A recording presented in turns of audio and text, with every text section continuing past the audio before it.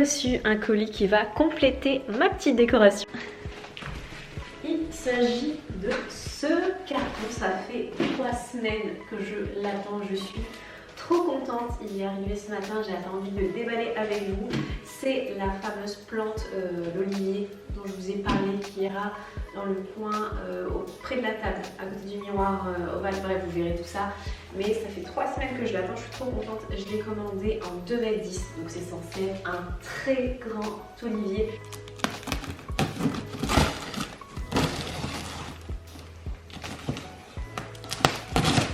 Alors c'est parti, découvrir tout ça ensemble.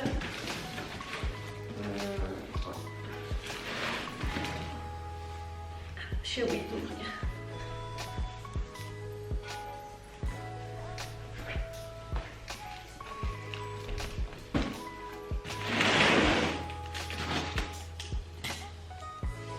C'est parti, on va la découvrir ensemble. Pour les intéressés, je vous mettrai le lien en barre d'infos.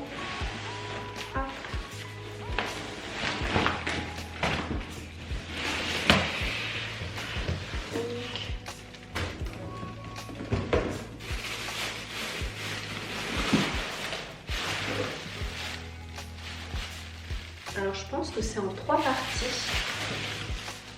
Voilà.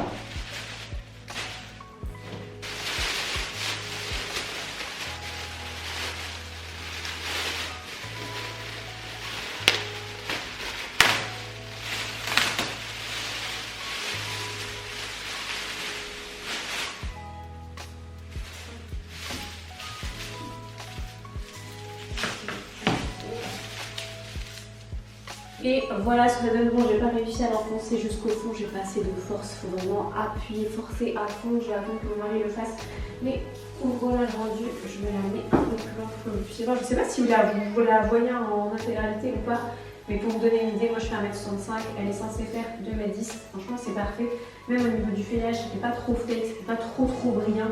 Et vous avez même des petites olives de couleur noire. Et pour accompagner la plante, j'ai acheté ce grand pot de chez Jix. Je le trouve vraiment magnifique. Vous savez, il est pas parfait, il y a un peu des taches dessus et tout. Et je trouve que ça donne vraiment un style, donc ça va aller, du coup ça va accompagner la plante. Et ce que j'ai acheté également, ce que j'aimerais bien plutôt faire, je sais pas si vous avez vu, mais sur les réseaux ça tourne pas mal, je pense, avec de la verdure, une espèce de mousse, et vous avez une petite lumière qui vient du coup éclairer la plante en soi, histoire d'avoir une petite ambiance. Donc c'est ce qu'on va faire, c'est ce que je vais faire moi aussi, parce que j'ai vraiment adoré l'idée. Bon les amis, ça prend forme doucement mais sûrement. Là je suis à l'étape carton, je mets un max de carton à l'intérieur du pot pour faire tenir la structure, pour pas que la plante bouge tout simplement, et quand je viendrai mettre les cailloux par la suite, ça ne bougera pas et ça ne s'enfoncera pas également. Et concernant la petite lampe que j'ai choisie qui ira à l'intérieur de la plante pour l'éclairer, la voici. Pour les intéressés, je vous mettrai le lien en barre d'infos. Ce qui est pratique, c'est qu'elle se recharge par support USB, c'est pas des piles, c'est vraiment un support USB, et elle est fournie avec une petite télécommande, donc vous pouvez l'allumer à distance, et ça c'est vraiment génial. Je sais pas si on va voir à la caméra, mais en gros vous avez plusieurs modes, plusieurs intensités, et vous avez du coup des durées d'allumage, donc une demi-heure, 1 heure ou bien 2 heures. Et voilà le résultat. J'aime beaucoup le rendu, c'est exactement ce qu'il fallait dans l'angle, ça habille parfaitement, ça rajoute un petit cachet à la décoration. Bon, seul petit bémol, c'est qu'au niveau de l'emboîtement, c'est pas top du tout. Regardez, je vous montre un petit peu. À ce niveau-là, la peinture, elle s'est écaillée. Ça s'enfonce pas très bien, même avec mon mari, on a essayé ensemble et franchement on a tout donné, et c'est le mieux qu'on a pu faire. Bon, ce que je vais faire, c'est que je vais essayer de faire un petit mélange histoire de me rapprocher un max de la peinture pour pouvoir un petit peu cacher tout ça, mais je voulais vous le montrer quand même. Bon les amis, nous sommes au lendemain. Alors attendez, je vais vous poser. Voilà, je fixe mon trépied. Et c'est bien comme ça. Donc déjà, je voulais vous remercier par rapport à tous vos commentaires concernant ma nouvelle décoration. Ça vous a beaucoup plu. Bon, c'est pas encore terminé, hein, comme je vous l'ai dit, hein, c'est en cours, on va dire, c'est que le début. Il y a des choses qui vont peut-être changer, d'autres choses qui vont se rajouter, mais on est déjà très satisfait du début. D'ailleurs, j'ai reçu plein de commentaires, mais vraiment. Concernant la table basse, et c'est vrai que j'avais pas mentionné le nom du site où est-ce que je l'avais acheté. Je l'ai acheté sur le site Drawer, je crois que ça se prononce comme ça. J'essaierai de vous mettre le nom à l'écran. Elle existe en plusieurs coloris, donc pour le diamètre, c'est une 1,60 m il me semble, sur 40 ou 35 cm de hauteur, je sais plus trop, mais c'est vraiment un réel coup de cœur. Elle existe en plusieurs coloris. Moi j'ai pris couleur chêne naturelle. Et pareil, j'ai reçu énormément de messages, que ce soit en commentaire ou bien en privé, concernant ce canapé. Je sais, il est magnifique, vous l'avez également adoré. Alors pour la petite histoire, c'est un canapé que j'ai vu chez ma grande sœur, et quand je l'ai vu, j'ai littéralement adoré le design, la forme et surtout le confort du canapé. Enfin, vous pouvez pas le tester, mais croyez-moi, il est hyper confortable. Donc comme je vous l'ai dit, c'est un canapé qui a été fait sur mesure dans une boutique en Belgique. Enfin, dans une boutique, les usines sont en Europe, mais du coup c'est dans une boutique en Belgique et j'ai littéralement adoré. Je vais vous parler un petit peu du prix, etc. parce que quand on dit canapé sur mesure, les gens pensent forcément à des 1000 et des 100, alors que pas du tout.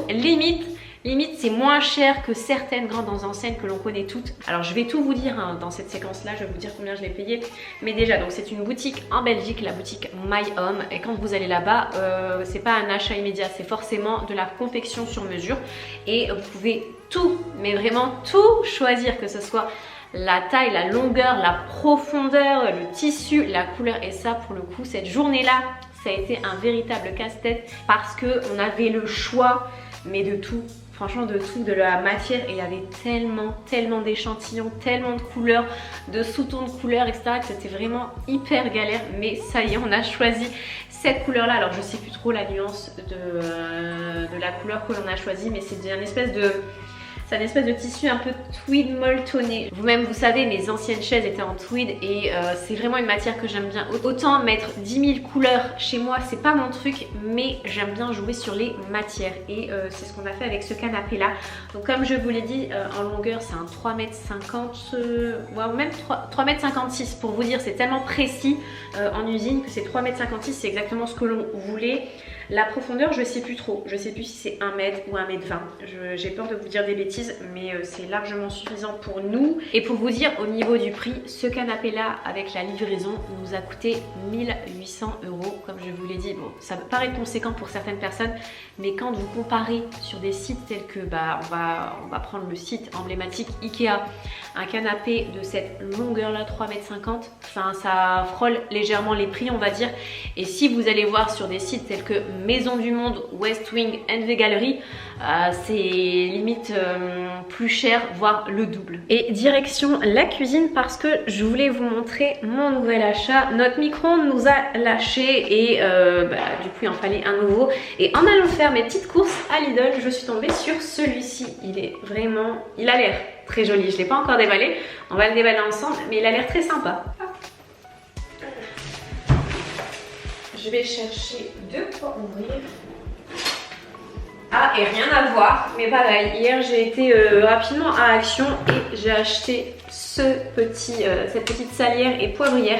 J'ai beaucoup aimé le style. Ce genre de petit objet sur H&M Home ou bien Zara, c'est facilement 15-20 €, alors que chez Action ça m'a coûté, je crois, moins de 5 € si je dis pas de bêtises, je crois 2-3 €. Vraiment pas cher du tout. Bon, on va le découvrir ensemble, sachant que la couleur sur le carton, elle a l'air magnifique. Je l'ai pas vu en vrai. Oh, ah ouais. Ah, j'aime bien, j'aime trop la couleur, il a l'air magnifique. Alors on va faire une petite transition. Voilà le micro-ondes avant. Voici le nouveau micro-ondes et mine de rien ça matche très bien avec le four qui est juste en bas. J'aime beaucoup les petits détails. Bon, il est bien plus petit que l'ancien, mais franchement, moi, à part chauffer mon lait, je n'ai pas de grande utilité à utiliser un micro-ondes. Franchement, il fait très bien l'affaire et comme je vous l'ai dit, hein, il existe en 2 coloris. Sinon, oui, vous ne rêvez pas, il y a bien une porte à cet endroit-là. Enfin, alors, avant de vous la montrer, je vais vous en parler, l'histoire de cette porte. Alors, On a longtemps, mais vraiment longtemps hésité à mettre une porte ou pas, à faire une espèce d'entrée arrondie, etc. Mais dans notre cas à nous, il est primordial d'avoir une porte, que ce soit pour les animaux ou bien pour notre fils qui maintenant a 15 mois, donc il vagabonde partout, il fait que courir partout. Donc on s'est dit que dans notre cas, il fallait mieux mettre une porte et même que ce soit aussi pour les températures en hiver. Donc nous on est du nord, donc il fait très froid en hiver. Et le hall d'entrée, on se l'écaille, vraiment on se l'écaille. Donc on ne se voyait pas sans porte. Ensuite, on a hésité avec le style de la porte, est-ce qu'on met une porte arrondie ou pas? On aurait adoré, vraiment, on aurait adoré mettre une porte arrondie. Mais il faut savoir qu'une porte arrondie, c'est ultra compliqué à trouver ou même à faire faire. Donc déjà, ça n'existe pas dans les anciennes telles que Leroy Merlin, Castorama, Brico Dépôt. Faites une croix dessus, ils ne font pas de porte arrondie. Donc déjà, ça c'est dit. Et ensuite, la seule solution pour faire faire une porte arrondie, c'est de passer par un ébéniste. Mais les amis, trouver un ébéniste, c'est très compliqué. Trouver un ébéniste qui soit bon, c'est encore plus compliqué. Et trouver un ébéniste bon avec des délais d'attente courts, c'est impossible. Vraiment, c'est impossible. Il faut savoir qu'un ébéniste a au minimum, vu que c'est des portes qui sont faites sur mesure, mais vraiment sur mesure, ça prend très longtemps, ça prend au minimum 6 mois. Minimum 6 mois, je vous ai dit. Et moi, je ne pouvais pas attendre 6 mois. 6 mois sans porte chez moi, c'est impossible. Vraiment, c'est impossible. Donc, on est parti sur ce style de porte, comme vous le voyez. Donc une porte classique, on va dire. On a choisi une porte de ce style-là, déjà par rapport au style de la maison, mais aussi par rapport aux fenêtres, etc. On voulait pas trop dénaturer cette porte-là, en fait, le style de la porte. On voulait rester en adéquation, en fait, avec le style de la maison. Donc voilà comment elle se présente. C'est une porte vitrée avec du coup un dessin moulure, enfin une espèce de un dessin ici, juste ici. Et du coup celle-là on l'a achetée chez La Paire. Donc elle n'est pas encore peinte, va falloir que je la peigne. Mais je vous avouerai qu'en ce moment j'ai grave la flemme de ressortir mes pinceaux, mais vraiment. Mais ça va être fait, en plus de ça il y a une vitre, donc va falloir que je mette du scotch un peu partout sur les carreaux, que ça soit recto ou bien verso. Et on voulait également choisir une porte avec une vitre pour déjà pour la lumière. Sinon rien à voir avec la porte d'entrée, mais on a également fait les découpes des dernières plaintes qui nous restaient à mettre dans le séjour. Et je voulais vous montrer une astuce plutôt sympa que j'ai découvert sur les réseaux sociaux, et dommage que je ne l'ai pas découverte avant, sinon je l'aurais fait un peu partout chez moi.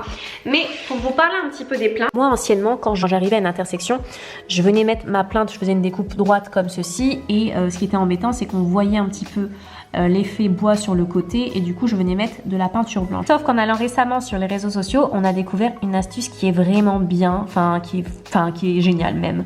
Les gens venaient en fait faire une découpe comme ceci, donc placer un bout de plainte comme ça et le restant de la plainte, ce qui fait que vous avez une fin de plainte beaucoup plus jolie et mieux travaillée. Alors là on voit encore la jonction, mais avec un petit peu d'acrylique, un petit coup de peinture blanche, on n'y verra plus rien du tout, et je trouve ça beaucoup mieux. Dommage que j'ai pas découvert l'astuce avant, sinon je l'aurais fait partout chez moi.